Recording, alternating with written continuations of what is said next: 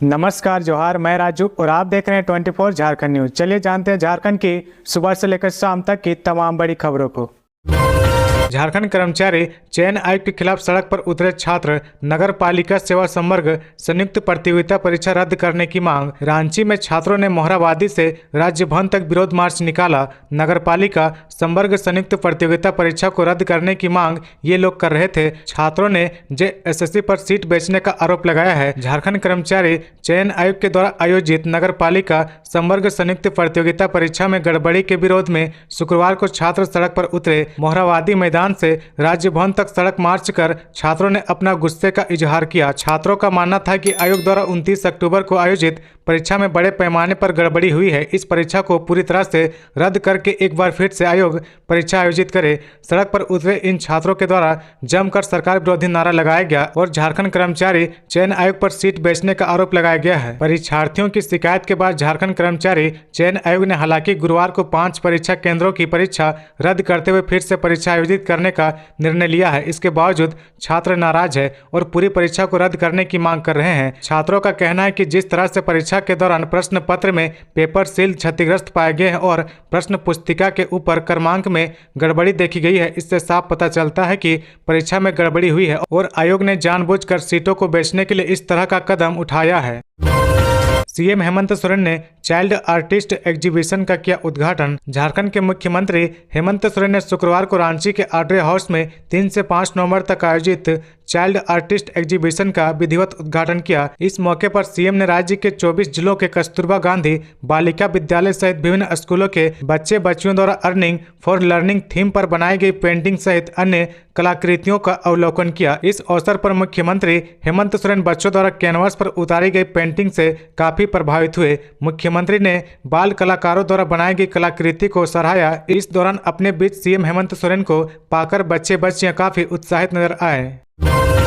इरफान अंसारी ने दी निशिकांत दुबे को खुली चुनौती। बोले, जामताड़ा विधायक औरत से नहीं मर्द से लड़े। लड़ने का शौक है तो आइए मैदान में, मैं तैयार हूं। तृणमूल कांग्रेस के सांसद महुआ मोइत्रा और भाजपा सांसद निशिकांत दुबे के बीच छिड़े विवाद पर जामताड़ा विधायक इरफान अंसारी ने टिप्पणी की है। उन्होंने गोड्डा सांसद निशिकांत दुबे को चुनौती देते हुए कहा कि अगर लड़ने का इतना ही शौक है तो आइए मैदान में, मैं इरफान अंसारी आऊंगा लड़ने, आइए मैदान में। इनका बोरिया बिस्तर ना समेट दिया तो मैं बेकार में कह रहा हूं, आप औरत से लड़ते हैं, मर्द से लड़िए, मर्द से। हम नारी को सम्मान देते हैं, आप नारी के पीछे लग गए हैं। लोग आपसे विकास का सवाल करना चाहते हैं। विधायक ने कहा, महुआ मोइत्रे पर जो सांसद ने आरोप लगाए हैं वह इसलिए लगे हैं क्योंकि महिला सांसद ने पहले निशिकांत पर सवाल खड़ा किया था सदन में। किसी के व्यक्तित्व के मामले में सार्वजनिक नहीं करना चाहिए। आज वह महिला रो पड़ी, क्या यह अच्छा लगता है? आपको इन चीजों से बचना चाहिए। खबरों में आगे बढ़ने से पहले अगर अभी तक आपने इस चैनल को सब्सक्राइब नहीं किया तो प्लीज सब्सक्राइब कर ले, जिससे झारखंड की हर छोटी सी बड़ी खबर की अपडेट आप तक पहुंचता रहे। हजारीबाग में मोबाइल टावर कंपनियों ने लगाया सरकार को चूना, अब 1 करोड़ 26 लाख वसूलने की तैयारी। हजारीबाग में 361 मोबाइल टावर के खिलाफ श्रम कार्यालय में 1 करोड़ 26 लाख 35 हजार रुपए की वसूली के आदेश दिए गए हैं। अगर कंपनी 30 दिनों के अंदर पैसे जमा नहीं करती है तो फिर विभाग कोर्ट का दरवाजा खटखटाएगा। मोबाइल टावर कंपनियां tower vision India private limited, Reliance Jio Infratel private limited, ATC telecom infrastructure private limited, Sumit digital infrastructure limited, Reliance Jio Infocomm limited, भारतीय इंफ्राटेल लिमिटेड और इंडस टावर लिमिटेड ने हजारीबाग में कुल 361 टावरों का निर्माण कराया है, जिसकी किसी भी तरह की सूचना हजारीबाग के श्रम विभाग को नहीं दी गई है। हाईकोर्ट ने राज्य सरकार से पूछा, कब होगी ओबीसी आरक्षण को लेकर बनी कमीशन में नियुक्ति। झारखंड हाईकोर्ट ने राज्य सरकार से नाराजगी जताते हुए पूछा कि ओबीसी को आरक्षण दिए जाने को लेकर गठित डिडेक्टेड कमीशन की नियुक्ति कब तक होगी। हाईकोर्ट में जस्टिस रंगन मुखोपाध्याय की कोर्ट में नगर निकायों का चुनाव जल्द कराने को लेकर रिट याचिका पर सुनवाई करते हुए हाईकोर्ट ने यह सवाल किया है। इस मामले में अब शपथ पत्र दायर कर जवाब देने का आदेश दिया गया है। अगर समय रहते इसका जवाब नहीं दिया जाता है तो कार्मिक सचिव को कोर्ट में सशरीर उपस्थित होने का आदेश दिया गया है। इस मामले में अब अगली सुनवाई 8 नवंबर को होनी है। इससे पूर्व याचिकाकर्ता की ओर से कोर्ट को बताया गया कि राज्य में नगर निकायों का चुनाव अब तक लंबित है। निकायों में प्रशासक नियुक्त कर काम चलाया जा रहा। जब तक नगर निकायों का चुनाव पूरा नहीं होता तब तक वैकल्पिक व्यवस्था के तहत प्रशासक की बजाय निकायों प्रतिनिधि को अधिकार दिया जाना चाहिए। ओबीसी के आरक्षण को लेकर डेडिकेटेड कमीशन का गठन तो कर लिया गया है, लेकिन इसके चेयरमैन की नियुक्ति नहीं की गई है। इस मामले की सुनवाई करते हुए कोर्ट ने कहा कि नगर निकाय के निर्वाचित प्रतिनिधियों का टर्म पूरा होने के करीब 6 महीने बीत चुके हैं, लेकिन अब तक सरकार ने डेडिकेटेड कमीशन के चेयरमैन की नियुक्ति नहीं की है, जबकि डेडिकेटेड कमीशन को ओबीसी का डाटा का अध्ययन कर उनके लिए आरक्षित सीटों पर निर्णय लेना है। सरकार की ओर से कहा गया कि 6 महीने में राज्य में नगर निकायों का चुनाव कर लिया जाएगा। इससे पहले भी याचिकाकर्ता ने कहा था कि पंचायत चुनाव की निर्धारित समय सीमा पूरी होने के बाद भी पंचायत प्रतिनिधियों को अधिकार दिया गया था। उसी तर्ज पर निकाय चुनाव की अवधि समाप्त होने के बाद पार्षदों को उनके अधिकार दिए जाए जब तक कि निकाय चुनाव ना हो जाए।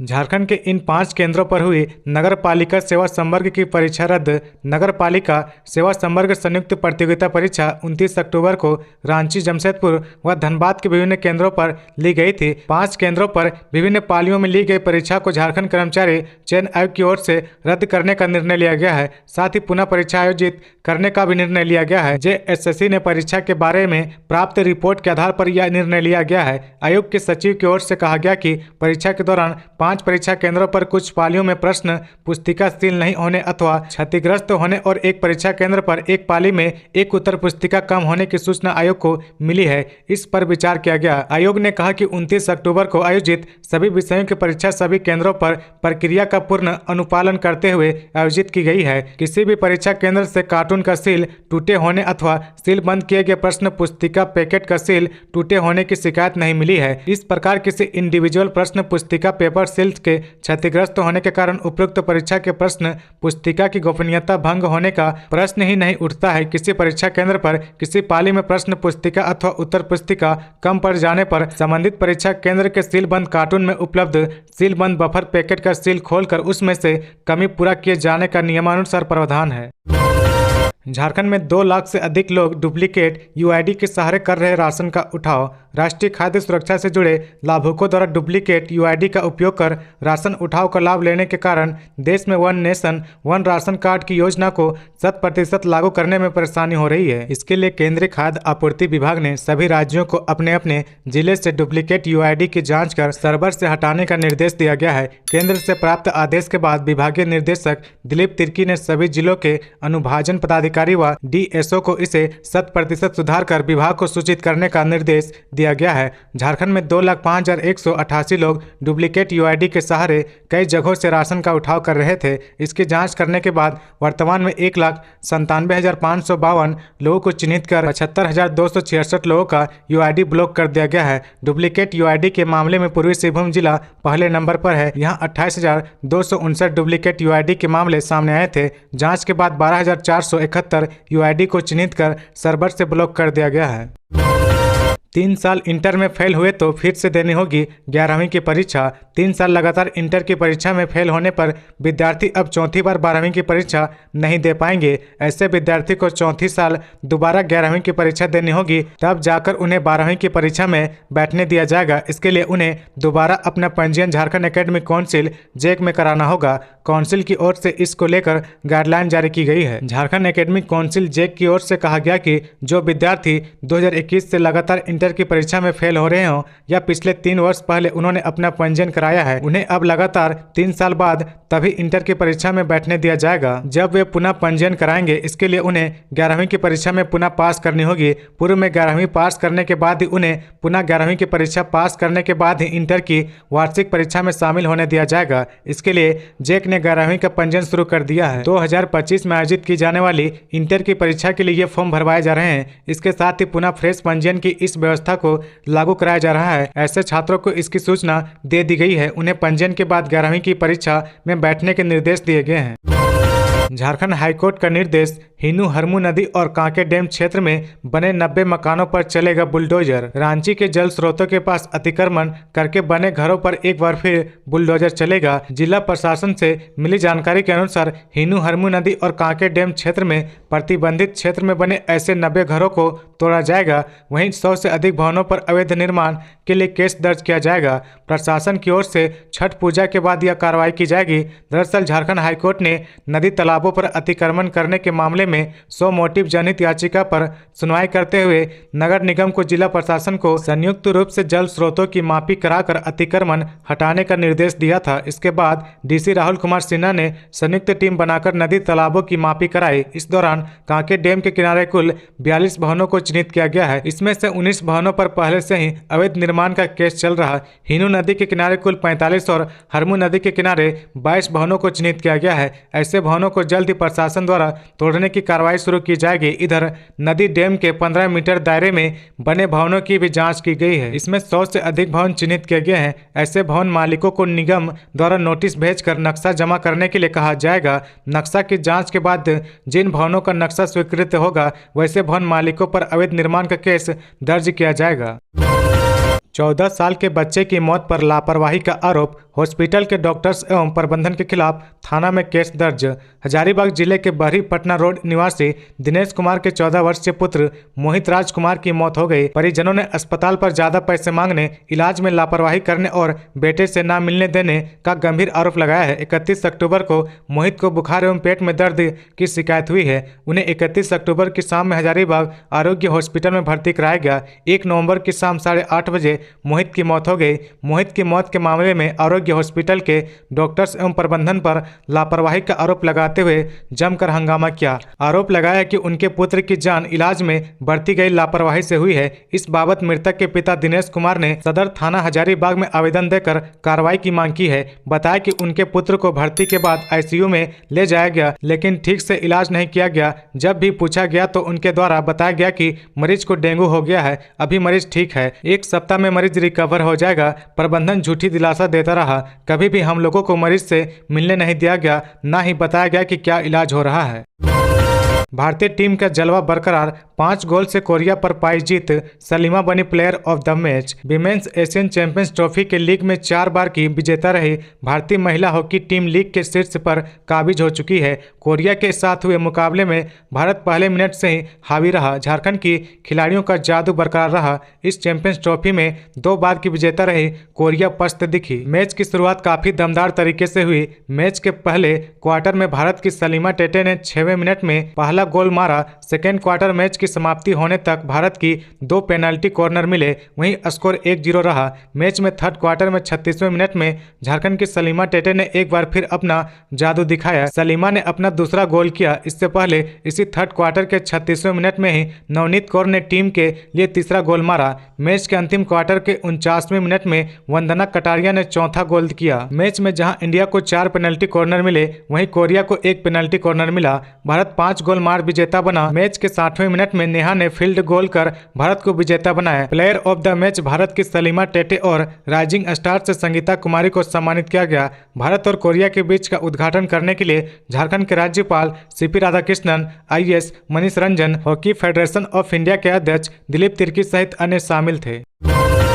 डॉक्टर की मौत का जिम्मेदार कौन? 2 महीने बंद रहा हॉस्टल, नहीं लगे कैमरे, फुटेज कैसे मिलेंगे? रिम्स में गुरुवार की अहल सुबह हॉस्टल नंबर 5 के पीछे रिम्स के ही फोरेंसिक विभाग के चिकित्सक का शव जला हुआ पाया गया। शव देखते ही रिम्स परिसर में अफरा तफरी मच गई। हॉस्टल में रहने वाले मेडिकोच में डर का माहौल बना हुआ है। रिम्स के ही कुछ चिकित्सकों ने इसे हत्या मानते हुए उच्च स्तरीय जाँच की मांग की है। घटना की जाँच करने पहुंची पुलिस को हॉस्टल से किसी तरह की सीसीटीवी फुटेज नहीं मिली, जिससे मामले की सच्चाई प्रकाश में आ सके। दरअसल रिम्स के किसी भी बॉयज हॉस्टल में सीसीटीवी कैमरे नहीं है। यह प्रबंधन की कार्यशैली पर अपने आप में ही बड़ा सवाल खड़ा करता है। हॉस्टल के छात्रों ने सीसीटीवी कैमरे लगाने के लिए डीन स्टूडेंट वेलफेयर को 22 फरवरी से अब तक 10 बार से ज्यादा आवेदन दिया है, लेकिन किसी भी हॉस्टल में कैमरे नहीं लगाए गए हैं। पिछले जुलाई में रिम्स के मेडिकल स्टूडेंट ने परिसर में मारपीट की थी। इसके बाद निर्देशक आवास में देर रात घुसकर हंगामा भी किया गया था। प्रबंधन ने तत्काल प्रभाव से रिम्स की सभी कक्षाएं स्थगित करते हुए सभी हॉस्टल खाली करा दिए थे।